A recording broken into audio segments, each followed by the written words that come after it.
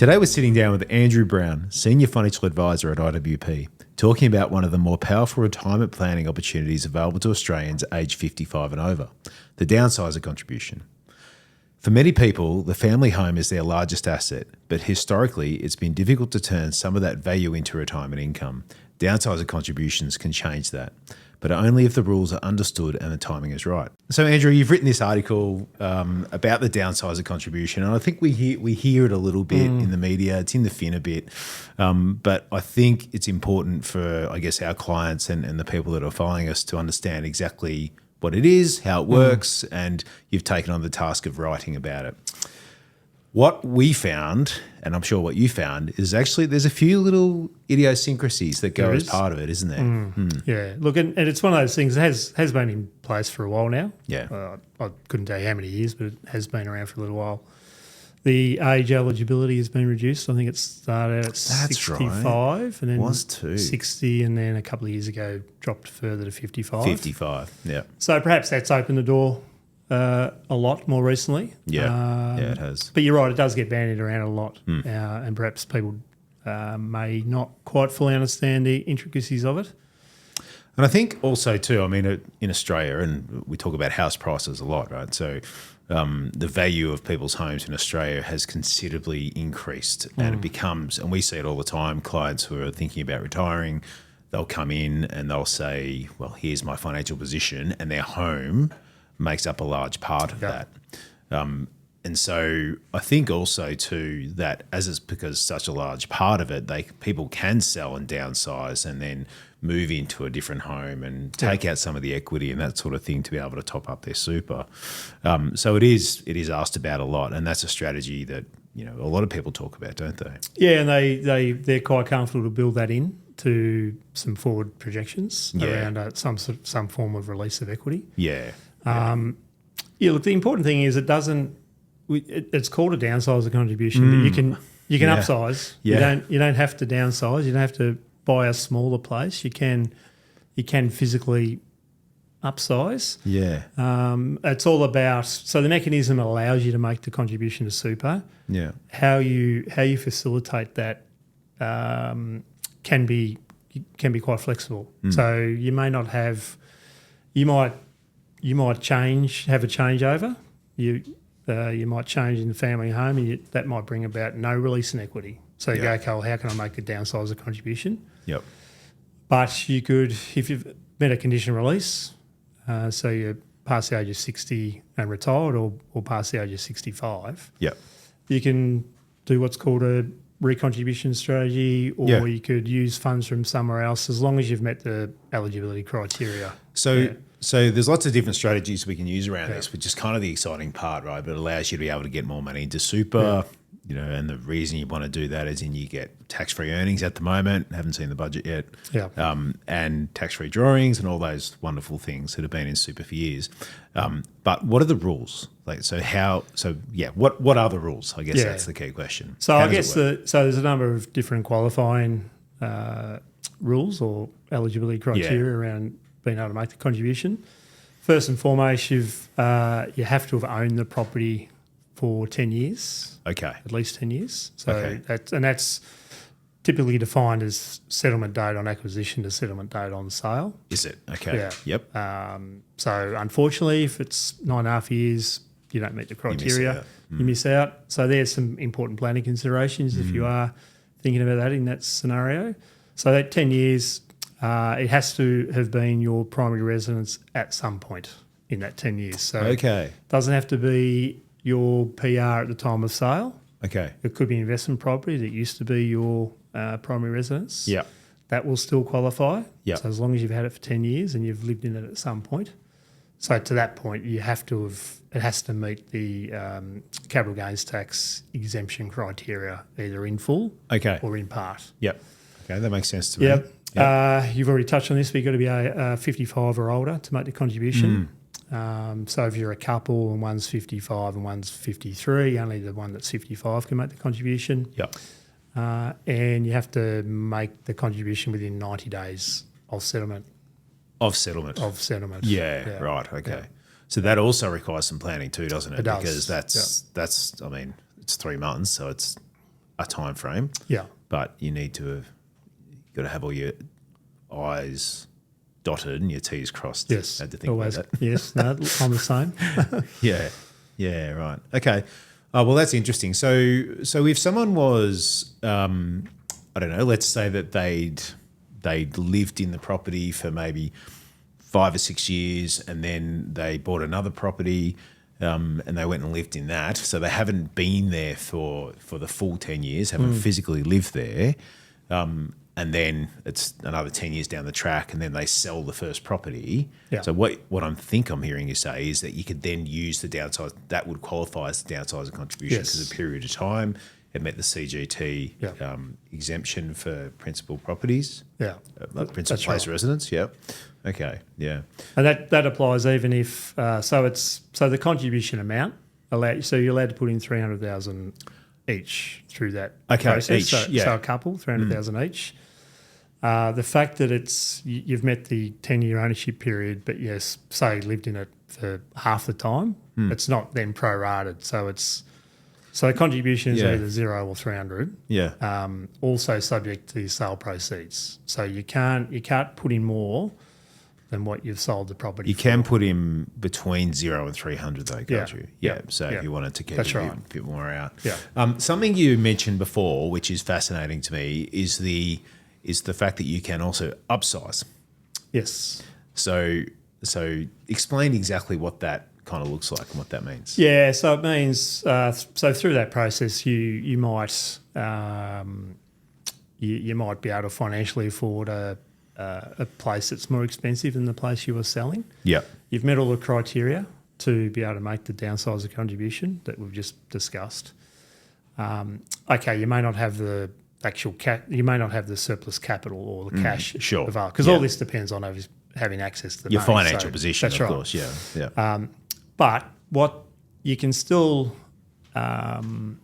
make a contribution if through a recontribution strategy, as an example. So you might meet all the criteria, but you don't physically have the cash, and combine that to be able to do a recon strategy. So explain to me what the recontribution strategy is. How does that functionally work? So how that functionally works, and we're probably crossing strategies here a little bit, but It's okay. It is We're relevant. financial advisors, and we've got to cover everything off. That's right. It is relevant because what we're talking about here is a scenario where you want to make the contribution, but you don't physically have the capital available. Yep. Right. But you've heard about this ability to make the downsizer contribution.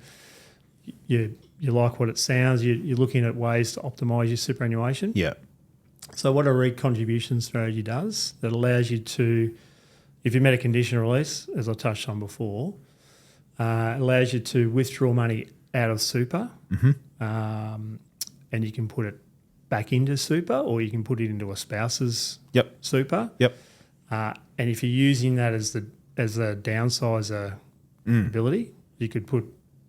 So if you're a couple, and you've got a high balance in your spouse, and you're looking to redistribute your superannuation capital, you could quite conceivably withdraw $600,000 from your fund, make the downsizer contribution of $300,000 into your spouse's fund, and put a $300,000 contribution into your own fund, using the downsizer contribution. That then boosts the tax-free component. And previously we've spoken about the death tax. So it's a way to facilitate reducing the taxable component, which will be subject to the death tax, and increasing the tax-free component, which will maintain its tax-free status. Yeah. It's a really good strategy, that one. I know you've used that with a few of your clients as well. Yeah. So I think, and it's always horses for courses. And, the death tax, we did a podcast on it the other week, death tax by stealth, we called it, or Shane called it, which was a good name, I thought, because it's actually what it is, right? Yeah. And so being able to reduce the taxable component in someone's superannuation fund will materially advantage the next generation if there is legacy to pass on. That's right. And so, I find that fascinating. The other side of this, and one of the other things that I sort of wonder and think about is, now when you're over the age of 75, getting money into superannuation is actually kind of hard. Yes. So this is another opportunity to, like, if you've moved from your family home and then gone into a retirement home or a lifestyle community, you can still use, over the age of 75, you can still now get some more money into super, can't That's right. you? Yeah, correct. Because we spoke about the minimum age, but there's no upper age limit. Yeah, that's right. Yeah.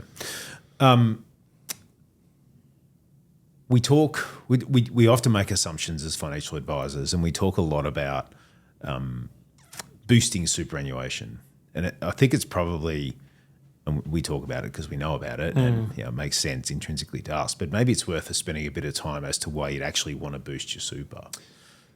Yeah. So I'm going to use some terminology that some may or may not have heard of, but the transfer balance cap, which allows you to maximise the amount of superannuation you can put into what's called retirement phase or pension phase, which is currently a tax-free environment. So there's no earnings tax in retirement phase, and the current limit's $2 million. Mm-hmm. So as an individual, you can roll your superannuation from accumulation phase into pension phase up to $2 million. Yeah. And in that pension phase, earnings tax is zero. But even accumulation, it's still only 15%. That's right. Yeah. That might still be higher than someone's marginal tax rate, but so when we're talking about boosting superannuation, it's often with an eye on, exactly that, just optimising how much you can have in a tax-free environment. That's right. Either as a single or as a couple. Yeah. And something else that sort of comes up a little bit, I think, is so I think back in the day, like if you went over your non-concessional contribution cap, there would be this thing called an excess non-concessional tax. Yeah. And that'd be 46.5% of the amount that you put in, right? So it was this horrible thing that, if you put too much into super, you'd lose half of what you put in there, half of the capital. And so in a lot of ways that discouraged people from putting money into super.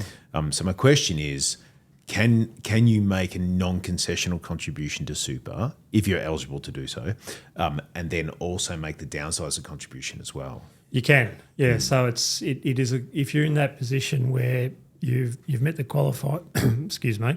you've met the eligibility criteria, and you're in a fortunate position where you've got a lot of surplus capital out of that transaction or some other mechanism. Yep.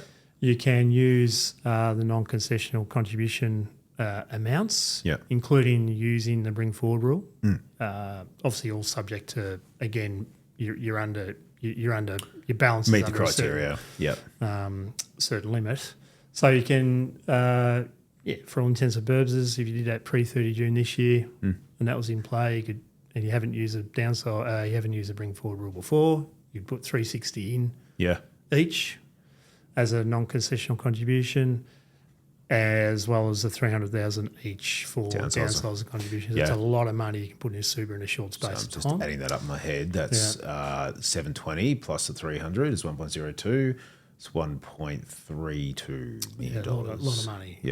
In one go. And there was the long time ago now, there was the opportunity to get $1 million into super, and people were doing, this is back in the mid-2000s, I think, and people were doing silly things where they were putting $1 million in and gearing their home, and then, of course, this was just before the GFC, and that wasn't great for them. But that was a huge opportunity. Like, people just piled money into super. Now we're talking about getting, $1 million plus into super for a couple. It's a pretty significant opportunity. It is significant. But, some nuances with it. So you've got to make sure that you get the time in the sequence right. So you can make a downsizer contribution regardless of what your total superannuation balance is.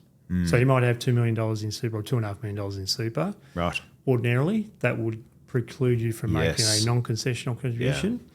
But that cap doesn't matter for downsizer contribution. It's nuanced, isn't it? So when I introduced that idea at the start, there's little idiosyncrasies with it. Yeah, and the other thing is a bit of longer term planning as well. So are you going to come into more money down the track? So do you want to you sort of want to optimise. Yeah, so that's where the forward planning comes into it. So you don't want to rush into something and make use of it and then miss out on a future opportunity to contribute down the track. When and my clients would have heard me talk about this a lot over the years. I like to bucket assets for clients, and I bucket them in such a way that it might be the home and maybe the lifestyle property is considered lifestyle assets. Safety that gives you safety and security, and then you've got usually your super and maybe some other investments you've got that would be income producing assets. That allow you to then live a life, right? And then you've got legacy assets as well. And sometimes, we almost started with this, but sometimes what we see people do is they may have, I'll use an example, so they may have a home worth $3 million as an example, and they may have $1 million in super. And so $1 million in super is going to generate circa maybe $50,000, $60,000 a year if you can really push it. And that's your retirement lifestyle, that's your income, right? Yeah. The alternative to that, and so they still have their $3 million home, it's a lovely home, usually a really big home, that's where the family's grown up, maybe they don't need it anymore. And so what we often see and talk about to clients is they can potentially change their lifestyle by selling the family home and then filling up the second bucket. And the second bucket is the income producing bucket and topping up the money that they've got. So in practical terms, if you go from living in a $3 million home to a $1 million home, it's a big downsize. Yeah. Admittedly, but it's an example. Yeah. So a $3 million home to a $1 million home, you've then created $2 million in capital that then comes into your investment bucket. And now you've got $3 million in your investment bucket at the same 5 or 6% will produce an income regularly every year, $150,000 to $180,000 a year. So they've dramatically changed their lifestyle by doing a downsize. And I think often people need to think holistically about their financial situation to help them achieve the things they want to do with their life, because people will often feel constrained when they've got their 50 or 60 grand a year, $5,000 a month that they need to live off. And they won't go and do the overseas trip. They won't go buy the caravan so they can go around Australia. They won't go and help their kids out with the purchase of a property for them. And they're just constrained. So it opens up opportunities if you think of your assets as a whole, as opposed to simply how they are. That's right. If you can overcome the emotional, often there's that emotional attachment. Yeah. You've touched on it's been the family home for many, many years. But the reality is, most people that are contemplating a downsize or, the retiree types, I certainly hope this is me in that space. The kids have left, so it's just you and your partner and or your wife or spouse, and you, the house is too big now. You might be a 3 or 4 bedroom house. Yeah. You don't really, look, you've been there for a long period of time, lots of memories. Yeah. That part's hard. That must be hard. Yeah. I mean, we're not there yet. My kids are obviously teenagers, but that part must be hard because, I imagine in my case, like we've been in this place, we've grown our family to the point where they are at the moment, and then maybe call it another 10, 15, 20 years down the track when they've left, maybe they've got their own homes and they are able to do that somehow. And they can build a granny flat out the back. Yeah, well, that's your downsizing. maybe. But to then go, all right, we're now consolidating. So the emotional aspect of that is real and it is absolutely significant. Yeah. But on the other side of that, it can change your life if you. Yeah, and I really like the way you positioned that before when you're talking about, you can feel constrained, and that constraint is it's that fear of losing money, running out of money or capital or liquid capital. Yeah, that's right. Because people mentally put their property or family home to the side, and to your point, it's all about the super, and you're drawing out of the super, and you might be wanting to do a whole lot of things that you're unable to afford to do because you are constraining yourself. So if clients and people are prepared to open it up a little bit and think, give some serious consideration to, all right, let's turn that family home into some sort of purpose that then allows us to do all the things we've spoken about and travel rather than feeling really constrained by our current situation. That's right. Andrew, that's been great. I think that's been excellent. I hope you think so too. There's a lot of, as I started this with, there's a lot of nuance. There's a lot of things that you need to get right when you're doing it. But it can give you the opportunity to change your life in terms of your lifestyle, spend some more money, enjoy your life, do the traveling, do the things you want to do. So it's important you get it right. And the article you wrote is excellent. So that'll be part of the show notes when we send all this out. But thanks for your time, and we appreciate it. Thanks, Cam.